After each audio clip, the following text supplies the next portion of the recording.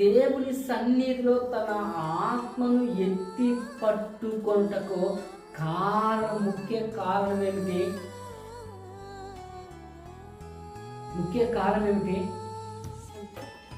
సంతానం. ఇంకా సంతానం లేదని ఒక బాధ, సంతానం లేదని ఒక నింద, సంతానం లేదని ఒక అవమానం, సంతానం లేదని ఒక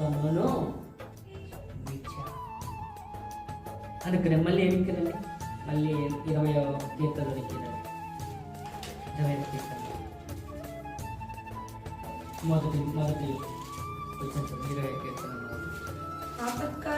ఆపత్కాలము. చాలు. ఎప్పుడు ఆమె ఆపదల్లో ఉంది, ఆమె దుఃఖంలో ఉంది, వేదనలో ఉంది. నీవు నేను కూడా ఆపత్కాలములో, ఆపదల్లో, కష్టాల్లో, శ్రమల్లో, బాధలో, ఆయాసంలో దేవునికి నీవు నేను కూడా మొదలుపెట్టుకుంటా.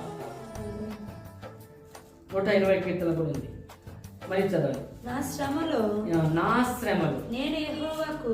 ఎప్పుడు శ్రమలు. ఇంగ్లీష్లో ఏమనుంది ఆ శ్రమ అనే మాట? డిస్ట్రీట్. డిస్ట్రీట్ అంటే ఏమిటి?